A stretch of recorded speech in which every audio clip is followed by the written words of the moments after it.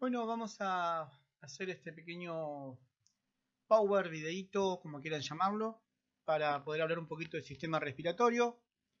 Eh, por supuesto es bastante amplio, pero vamos a resumirlo lo más que podamos para que se entiendan los conceptos básicos. Bien, primero que nada tenemos que entender cuál es la función del sistema respiratorio, del aparato respiratorio. Y nosotros vamos acá a marcar tres fundamentales. La primera, por supuesto, la más importante, que es el intercambio de gases. La segunda es ayudar a regular el pH sanguíneo, que después de un momento lo podemos llegar a ver. Y la tercera es precisamente porque va a contener receptores a nivel de las estructuras, ahora las vamos a ver, a nivel olfativo, ¿sí? Va a producir el sonido, que es la fonación, que es lo que le permite hablar, y va, por supuesto, a excretar o detectar agentes nocivos que quieren ingresar al aparato respiratorio. Ahí marqué dos partes fundamentales, como un medio externo que tiene que ver con el aire y sería un medio interno que tiene que ver con el organismo, ¿sí? Que es la sangre. Estos dos van a formar parte del transporte. Ahora, un concepto fundamental que quiero que se entienda o que debemos entender tiene que ver con la respiración celular. Nosotros primero nos planteamos lo que es una respiración que ingresa el oxígeno y sale el dióxido. Cuando hablamos de respiración celular, la separamos en este ámbito o de esta manera. Para producir lo que es el ATP, que es la energía que utilizamos nosotros para poder hacer todo lo que hacemos, desde pensar, soñar, actuar, todo, ¿sí? Necesitamos una partícula de oxígeno, necesitamos el oxígeno. Y asimismo necesitamos lo que es la glucosa. Esto es fundamental para comprender después los procesos metabólicos, ¿sí? La respiración anaeróbica, ¿sí? Todo lo que tiene que ver después con diferentes tipos de fisiología que va a estar ligado a lo que es la respiración. Entonces, entendemos como respiración celular lo que tiene que ver con el ingreso de una partícula de oxígeno, el oxígeno, que se complota o se compone, se ayuda con la glucosa y esto va a formar lo que es la energía, el ATP. Vamos a separar el aparato respiratorio en vía superior y vía inferior. Cuando hablamos de vía superior, ¿sí? Vamos a marcar las principales acá. Tenemos que es la cavidad nasal, la faringe, la laringe, y la vía respiratoria inferior va a estar denominada por la tráquea, los bronquios y el pulmón. ¿Cómo funciona el aparato respiratorio o por dónde pasa directamente el aire, ¿sí? Desde que ingresa? Acá decimos un pequeño cuadrito que es muy sencillo. El aire entra por la nariz, va a pasar por los senos nasales, va a ir por la faringe, la laringe, ¿sí? Que son conductos dobles que también pertenecen al aparato digestivo, va a pasar por la tráquea, por los bronquios, los bronquiolos y los alveolos. Esos pasos son los que van a seguir el aire. Van a ingresar por todos esos conductos y van a llegar hasta el alveolo. El alveolo es la parte fundamental, ¿sí? Que tiene que ver ya directamente con la hematosis, el intercambio gaseoso. Bien, entonces va a ingresar por la nariz. El aire va a entrar por la nariz. Acá lo que vamos a ver es precisamente las narinas, que son las aberturas, ¿sí? Donde va a ingresar el aire. Por supuesto, acá nosotros vamos a tener una especie de vellos o cilios que le dicen, que esto participan en la captura de ciertos agentes o partículas que ingresan, también lo que le van a dar es humedad y calor, ¿sí? A lo que es el aire. ¿Por qué? Porque la temperatura ambiente no es la temperatura interna, por así decirlo. Acá está lo que empezaba a hablar al principio, sí, que tiene como funcionalidad el aparato respiratorio se protege mediante una mucosidad, sí, que este es un fluido pegajoso que precisamente le explicaba que lo que va a hacer es captar, filtrar, calentar y humedecer el aire para evitar que entren diferentes tipos de bacterias o virus o agentes extraños.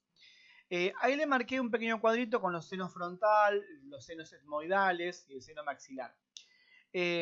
Lo que tiene que ver con esto es que por estos conductos va a pasar también el aire, ¿sí?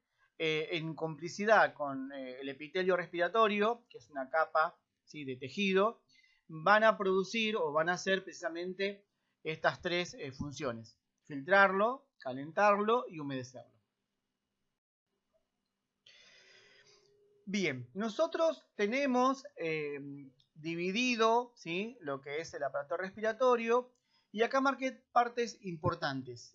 Una de las cuales es la faringe, ¿sí?, que es un conducto que va a estar dividido en tres partes, que son la nasofaringe, la orofaringe y la laringofaringe.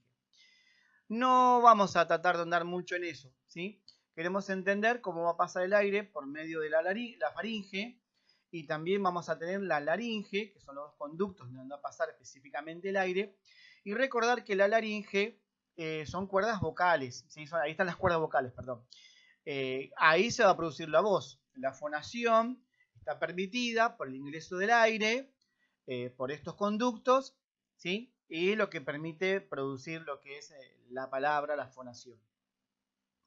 Ahí marqué lo que es la epiglotis. La epiglotis es una parte fundamental, que es como si fuera una válvula que funciona automáticamente, por supuesto, y que va a funcionar cuando yo esté hablando. Precisamente esa epiglotis va a tapar lo que es la porción del esófago, ¿sí? No va a permitir que pase nada para allá. ¿Por qué? Porque estoy hablando. Tiene que pasar aire para que yo respire y para que efectivamente se produzca la fonación.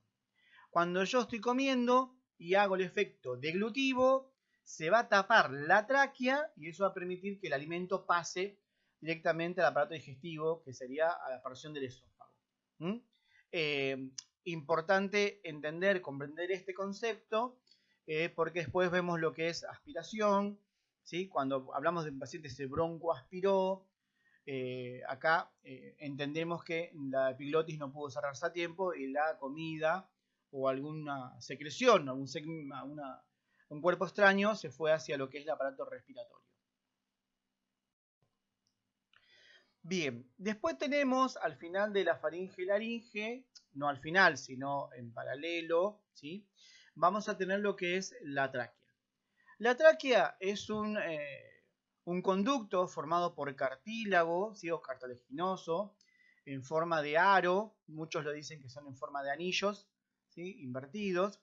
Está recubierto por un epitelio pseudoestratificado, tiene células intercaladas, y por supuesto tiene glándulas seromucosas. La tráquea más que nada es un conducto que va precisamente a pasar el aire, va a formar parte de nuestro aparato respiratorio, y ahí ya podemos ver que al final de la tráquea se hace como una pequeña bifurcación. A esa bifurcación se le va a llamar carina. Una vez, ¿sí?, que comienza o se bifurca lo que es la tráquea, vamos a tener lo que son los bronquios. Ya en los bronquios nosotros las estructuras la tenemos un poquito más, como mucho más, digamos, complejas, por así decirlo. Vamos a tener una capa adventicia. Van a ver ahí tenemos vasos linfáticos, nervios, vasos bronquiales, pared fibrocartilaginosa, y vamos a tener lo que es mucosa. Todas estas partes que acá estamos nombrando, que estamos viendo, forman parte de la estructura del bronquio, ¿sí? Los bronquios están divididos en dos, por supuesto, uno derecho y otro izquierdo. El derecho es un poquito más grueso y el izquierdo es un poquito más disminuido. Precisamente, ¿por qué? Porque en esa parte va a estar el corazón. Algo importante de los bronquios es que ahí pusimos un dibujito, una imagen de un bronquio normal y un bronquio que tiene asma, ¿no?, que está en asma. ¿Por qué se ve esto? Porque efectivamente a esta altura hay una gran, digamos, recepción, una gran cantidad de receptores, que son los receptores que van a dar respuesta inflamatoria. La respuesta inflamatoria se va a realizar por medio del sistema inmunológico, que va a detectar algo que efectivamente está haciendo daño o algo que es ajeno y va a producir respuesta inflamatoria. Después esto lo cerramos bien en clase. Pero imagínense que cuando hay una crisis asmática, un broncoespasmo, la palabra dice broncoespasmo, se cierra el bronquio producto de una respuesta inflamatoria. Al final de los bronquios, lo que vamos a encontrar van a ser los bronquiolos. Yo acá puse una imagen, dividí un poco entre bronquiolo terminal, bronquiolo respiratorio, pero los bronquiolos son las terminales de los bronquios que van a tener adherido o asociado lo que son los alveolos. El alveolo es un saco de aire, ¿sí? Es un saco tejido, que efectivamente es el que va a tener el aire. Cuando yo inhalo, ese alveolo se llena de aire. Si cuando exhalo, lo que hace es sacar el dióxido. En los alveolos se produce lo que nosotros llamamos la hematosis, el intercambio gaseoso. Fíjense que en el dibujo se ve claramente que hay terminales arteriales, ¿sí? Y terminales venosas, y por supuesto hay capilares arteriales y capilares venosos.